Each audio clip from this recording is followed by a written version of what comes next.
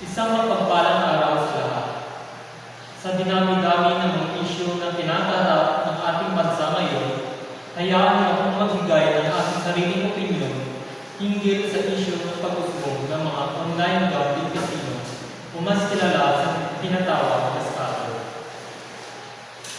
Nararamdaman mo na ba ang paparating na bagong pag-asa? Ano kaya ang mangyayari pag makakarinig ka ng tunog na matutulad mo sa isang kampana na umaalinaw-naw? Ito ay ating malalaman sa pamamagitan ng ating paglalakbay sa mundo ng scatter. Hiwaga kung may tuturing ng karamihan ang scatter. Maaari kang maging isang milyonaryo sa isang iglap lamang. Marami ang nahuhumaling sa pera o sa hapit kaya hindi maikakaiba na bato at sikat ang larong scatter. Sino nga ba ang taong ayaw sa pera? Hindi ba halos lahat ng bagay ay kinakailangan ng pera upang ito'y ating makuha? Sa mundo ng scatter, makakasalamuha mo ang bagsik ng pagkatalo. Minsay natatalo, minsay nananalo. Ang scatter tinatawag na online casino o online gambling game ay isang simbolo na lumalabas sa ilang mga laro.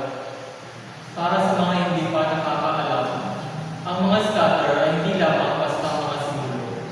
Sila ang susi sa pagbubukas ng mga pinto patungo sa mas malalaking premyo at masayang karanasan sa paglalaro. Isipin mo, nakaupo ka sa harap ng isang computer o sa isang cellphone o smartphone. Isang online slot game ang nakikita mo. Kapag lumabas ang mga ito, parang may ka na nangyayari. Mas malalaking premyo, bonus rounds, o mga libreng spin ang naghihintay sa iyo.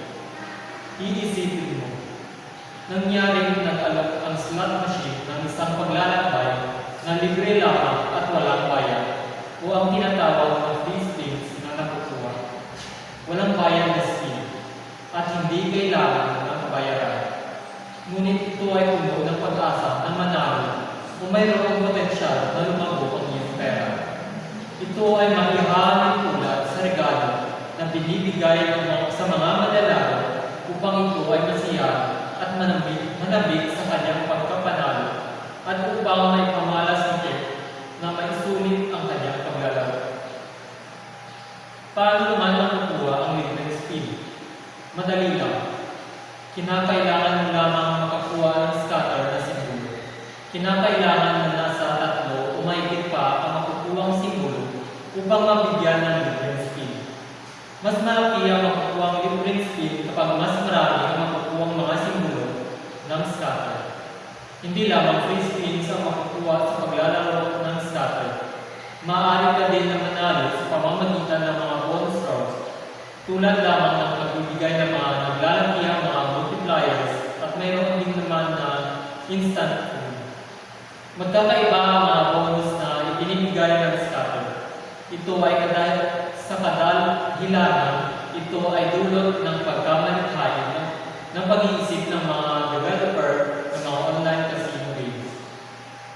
Sa dinami-dami ng mga laro, may ilang mga laro na natatanging na nagbibigay ng kaukulang mga bonus rounds o features na nagbibigay ng makabuluhan at kapanapanabik na karanasan sa mga manlalaro.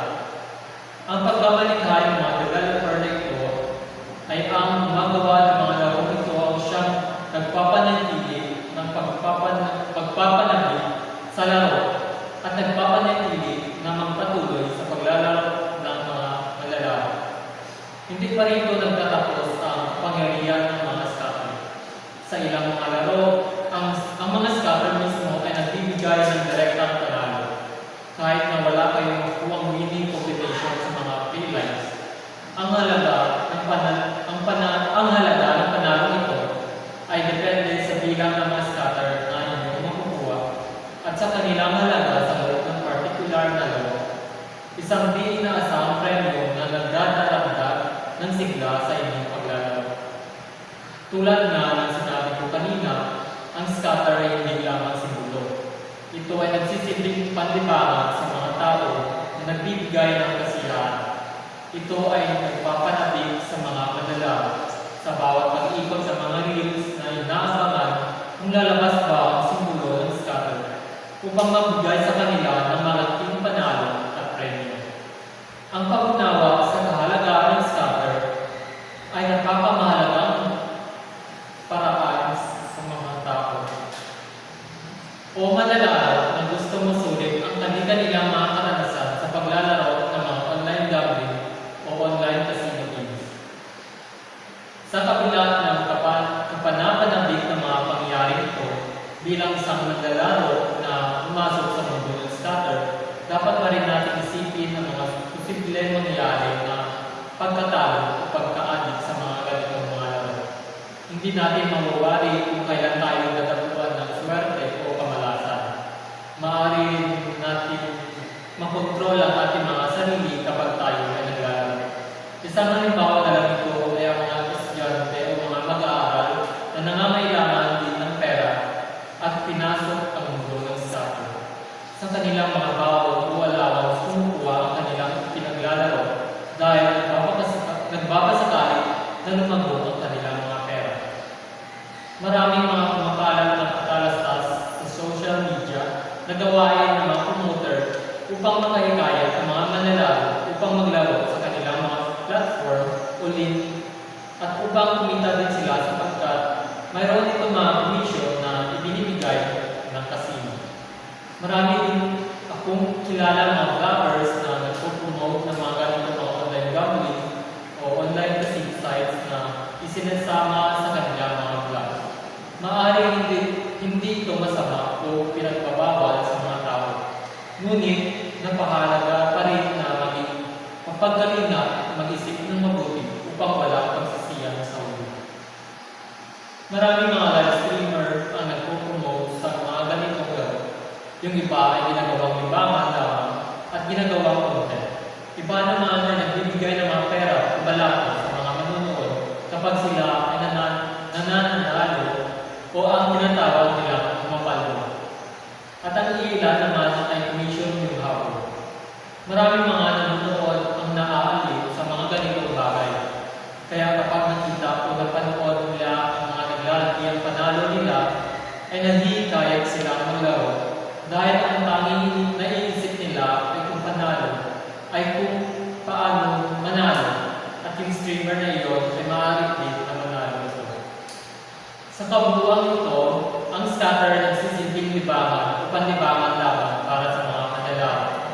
Hindi ito maaaring gawing pang-negosyo at umaasa dito na mapagkukuhanan ng pang-araw-araw na gastusin. Ito ay nararapat lamang sa mga nasa legal na edad at bawal na bawal sa mga bata o minors. Laging tandaan na pantaya lamang ang pera na sa tingin mo na kaya mo mawala. Mas mainam kapag sa mga ganitong laro ay maglalaro lamang kung may sapat kang pera. Nakakaadik ang ganitong mga laro. Hindi nyo maiiwasan na mawala ang kontrol kapag ikay natalo o manalo sa pagdating sa pera o sa lapi. Halos lahat